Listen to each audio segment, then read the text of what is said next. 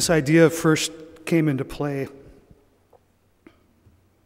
one of the challenges I had is we put together a consortium of 5 states, and we started coming together with this idea, and I had a day and a half to put together a document to present to the Chief Technology Officer of the country, Anish Chopra. And the presentation was trying to collect information from 5 states, put it together, and oddly enough, Chuck, it was a presentation at United Health Group, and the presentation was too large to get through email. Our web content management, or our network wouldn't allow me to get to something that I could exchange over the internet. We had no outward-facing SharePoint, and I ended up handing over a stack of paper to the Chief Technology Officer of the country. I went analog, but we got it to work. What the notion was is at the National Association of Chief Information Officers, there were a number of us that at NASIO, you know, we get together after the presentations, and a number of us are just like severe workaholics. We get together, drink tons of coffee, and we see things. And what we saw was, why do we continually spend, you know, for example, a Medicaid management information system, you know, in any given state, it could be, you know, for Minnesota, if we were to replace ours right now, it might be $100 million. Why do we do this 50 times? Why do we build them over and over and over again? Why do we build components in a Medicaid management information system and human services? We have the same functions in 3 other programs and in 3 other systems. Why don't we share those components? Why don't we do that? So we got to talking about coming together with 4 or 5 states, picking a very manageable piece of work that could be shared across states and across programs within human services.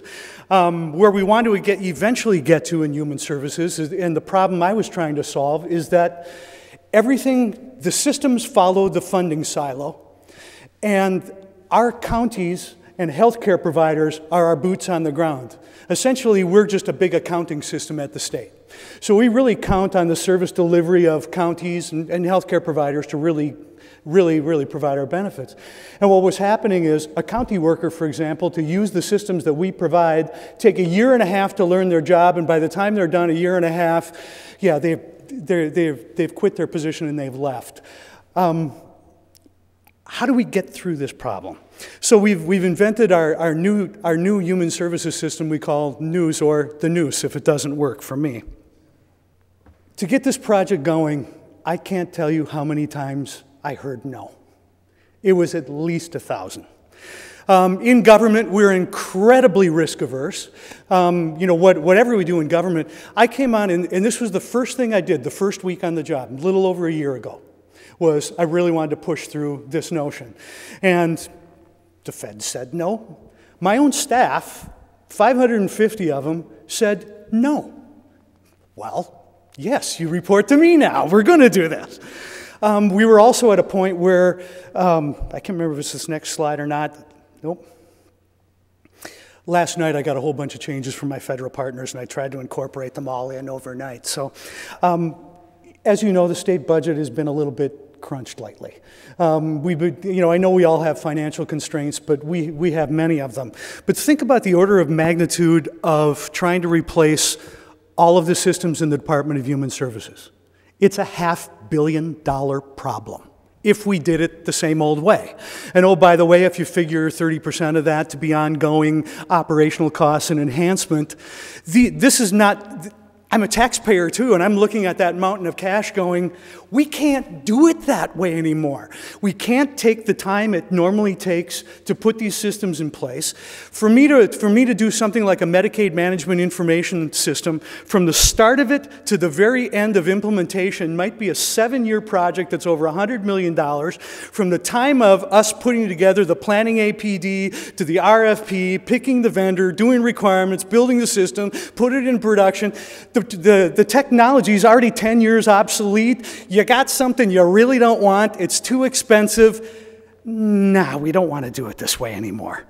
We've got enough regulations to kill an army of technicians. And now, once you've got those systems in place, Now to go through that all over again, the exit barrier is tremendously scary, tremendously risky. And I look around at our staff, and I look at our staff capacity. Our 550 staff at the Department of Human Services, 50% of them can retire in less than 5 years. If you look just in the Medicaid management information space, of our top 10, our best cream of the crop programmers that really know that really heavily complex system, 4 of them are over 70 years old. I hope they work till they're 95. I'm losing hope.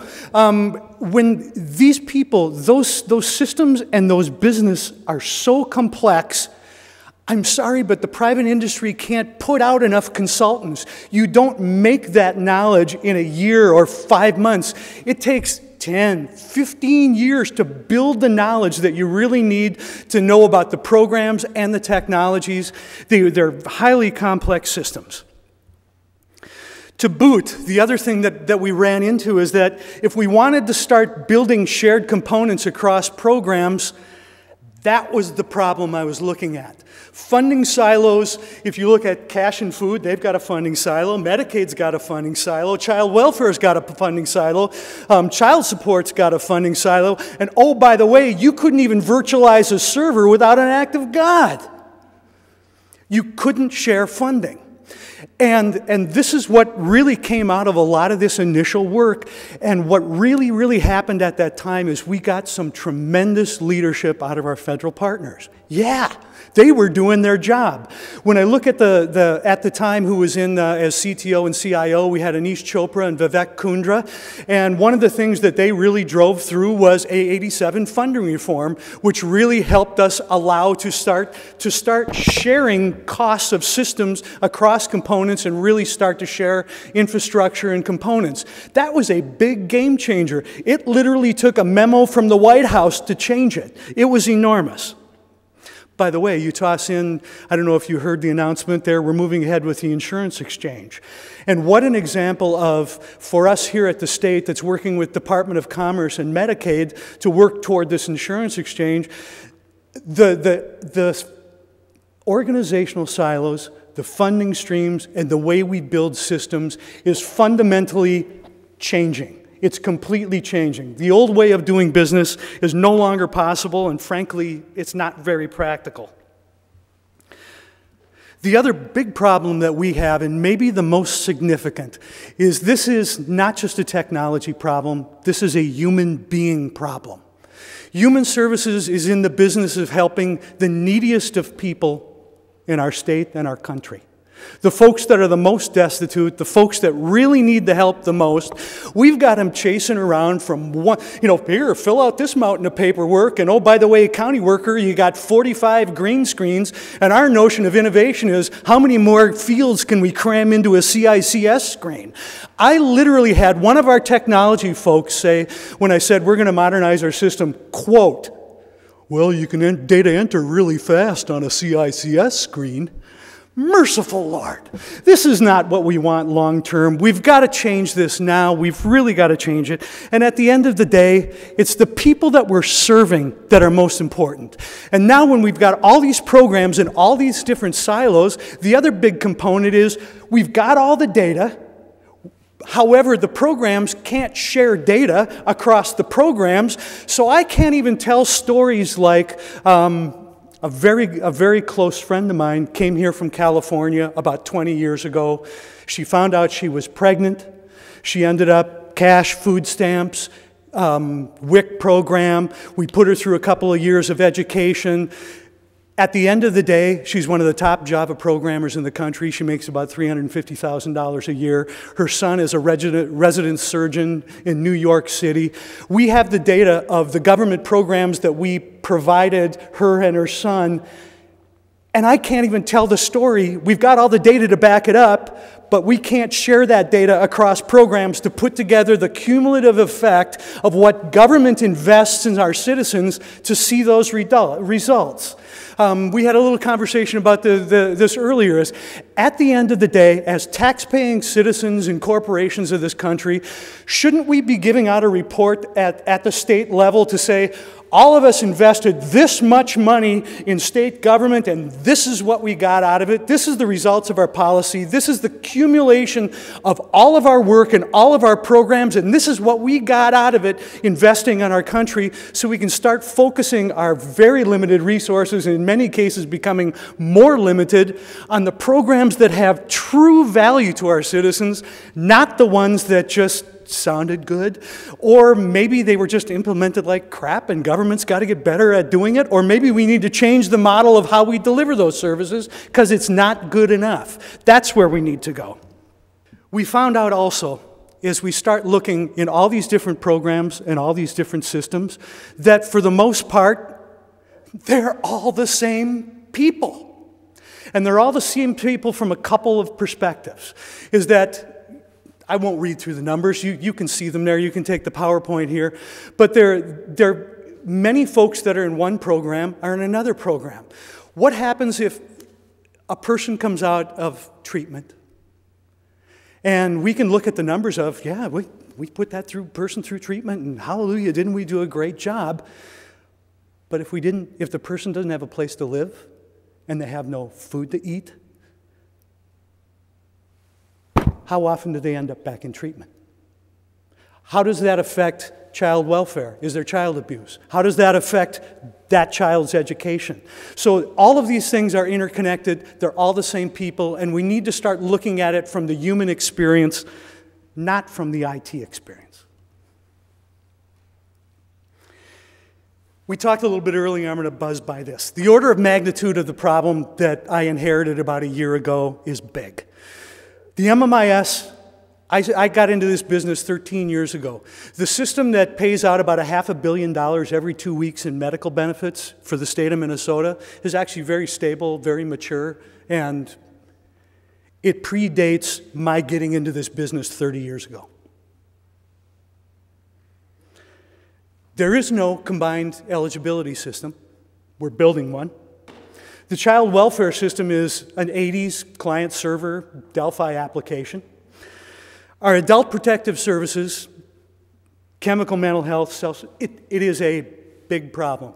The order of magnitude is huge, and doing it the old-fashioned way is just not going to work.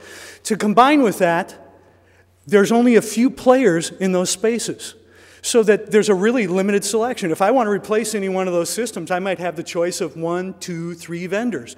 One of the businesses that we're in at Department of Human Services is for civilly committed sex offenders. There's not a whole bunch of software companies competing to build software for that business. In fact, there aren't any. So there's a lot of times we just plain gotta build it. So we need products that are functionally incredible. We've got to shorten our time to market, and I mean shorten the time to market from 5, 6, 7 years to weeks and months. Weeks and months. I'm an ADD guy. I get really, really impatient. We got to make this stuff happen now. We've got to shorten these windows to market, better function, and oh, by the way, the quality of service and the quality of the applications have to be substantially better, and the total cost of ownership has to be by orders of magnitude less, hundreds of millions of dollars less, not just, let's pinch some pennies and virtualize some servers. These are major problems that we've got to address. That's the problem. We got our first yes. And it literally took an act of the Chief Technology and Chief Information Officer of the country to back us. It took getting an innovation grant from the Office of Management and Budget. It took the coordination of CMS. It took the commitment of a bunch of my staff that frankly were scared to death of this. It's like, oh, that long-haired Baden, what's he up to next? What the heck is he up to now? Crowdsource this. The union folks were just going, you can't do this, it's state jobs, you cannot do this. It's got to be done the state way, it's the only way, that's the way it is. I mean, it was but we got that first yes. We got the yes.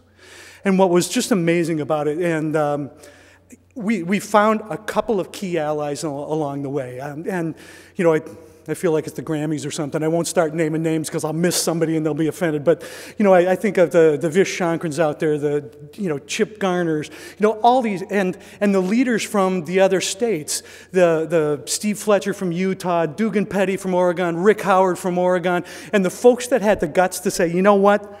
Let's do this. Let's take the chance. Let's do something that's complicated but manageable, that's multi-state and shareable. And you know what we ran into right away? We all thought this is a great idea. What are the mechanics for doing this? How do we do it? And that's when TopCoder entered the picture. And that was incredibly powerful. And the most, I tell you what, in the early 1990s, I think it was 1991, my hair was even longer, and I was an IT guy that was still trying to be a metal guy. And by the way, the last time I was in front of a microphone at the University of Minnesota was at the River Flat Jam with Ozzy Osbourne, so it's been a while.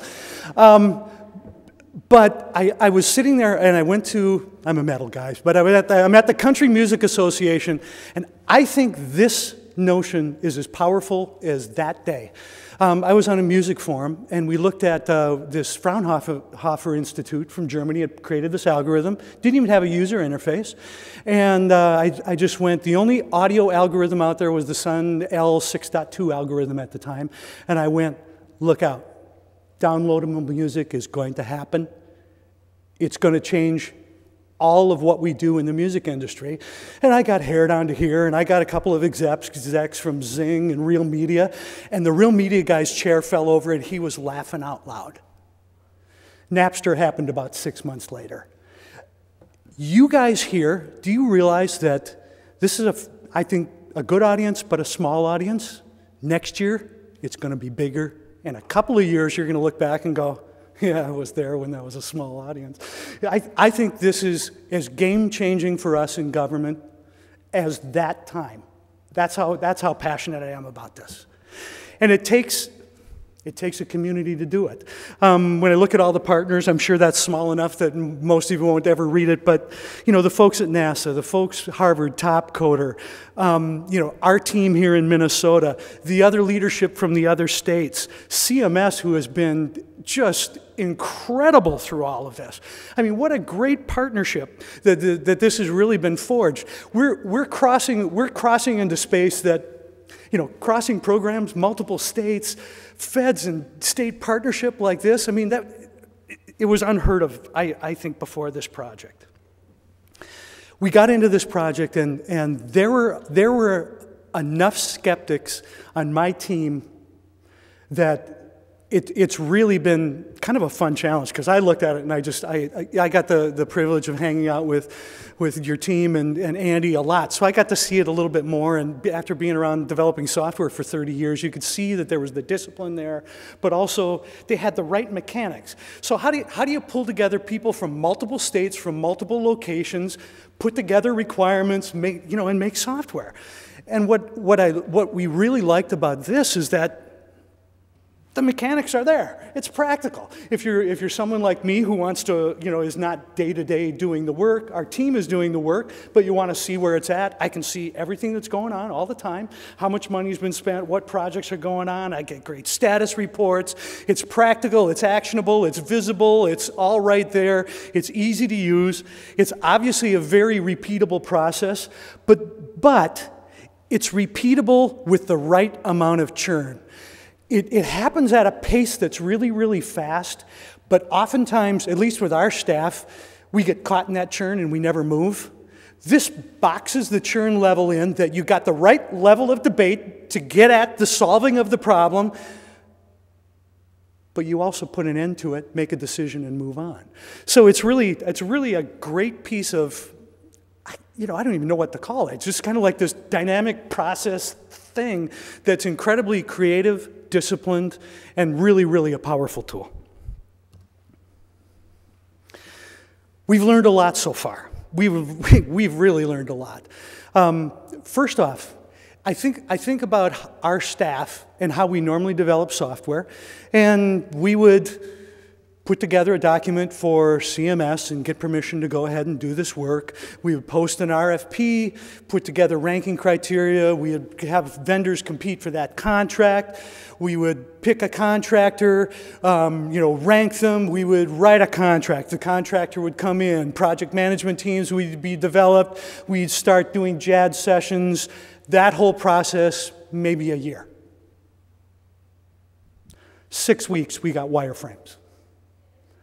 That was a little bit of a culture shock for our team. It was a lot of a culture shock for our team. We're still kind of reeling from it. And it's kind of like, whoa, it's happening. It's really happening. And the other big key that we're learning is that one of the culture shifts we're having is a lot of our business folks learn a little bit of IT so they think they can solve everything.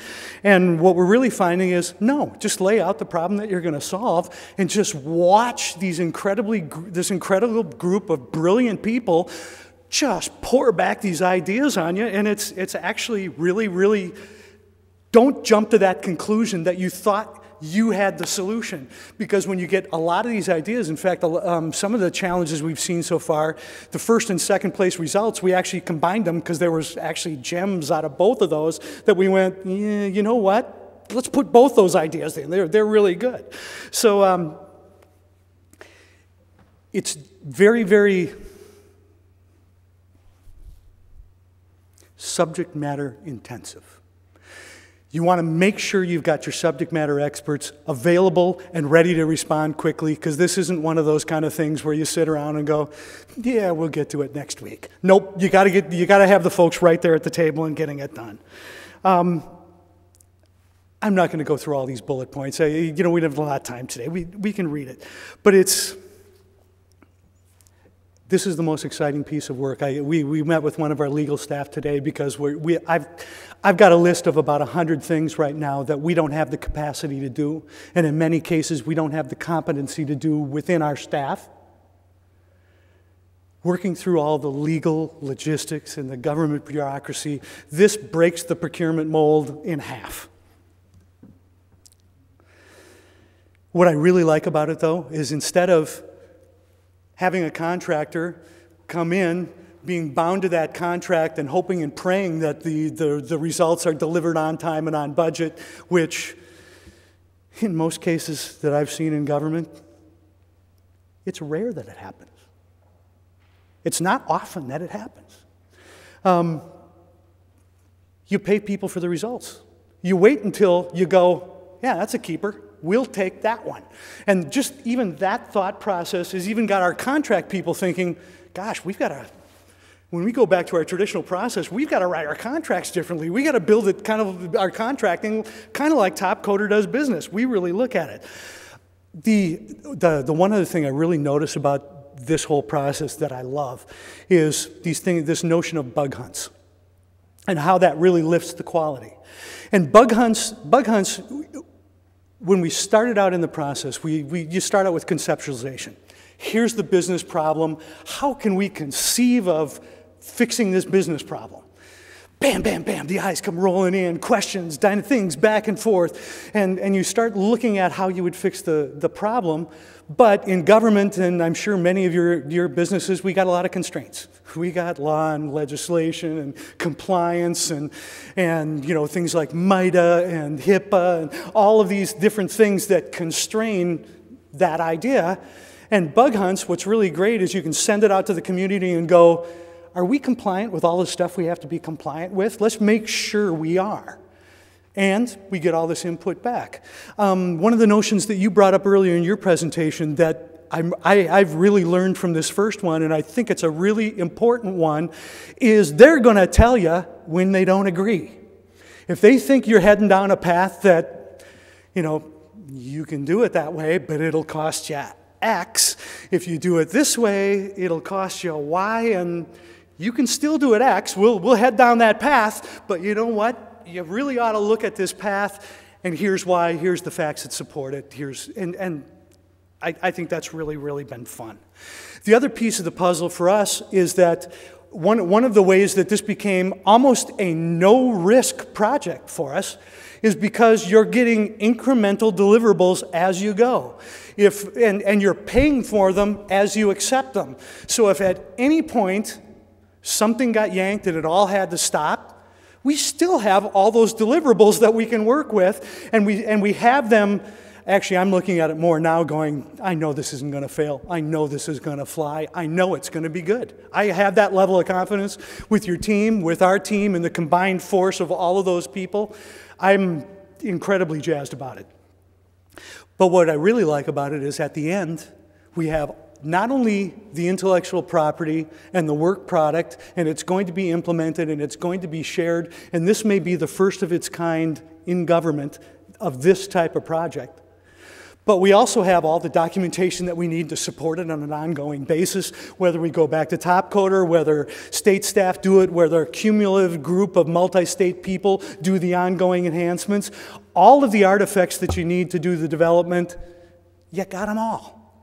And that is really an important piece of work. What I really like about this at the end is more from the perspective of the taxpayer.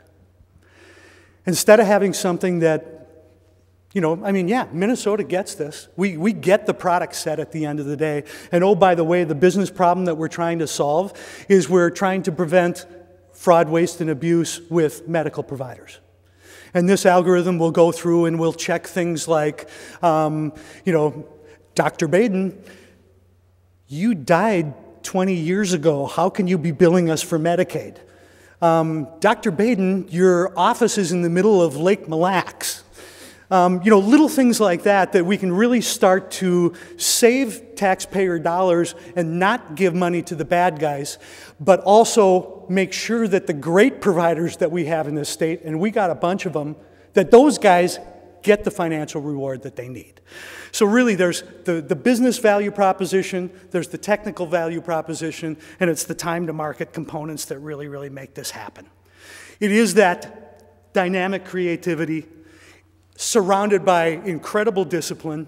It's those checks and balances, the bug hunts, but it's also the practical mechanics that make this real, that I believe is really going to change and really impact how we develop software in government for a long time. Thanks for letting me be a part of this today, everybody.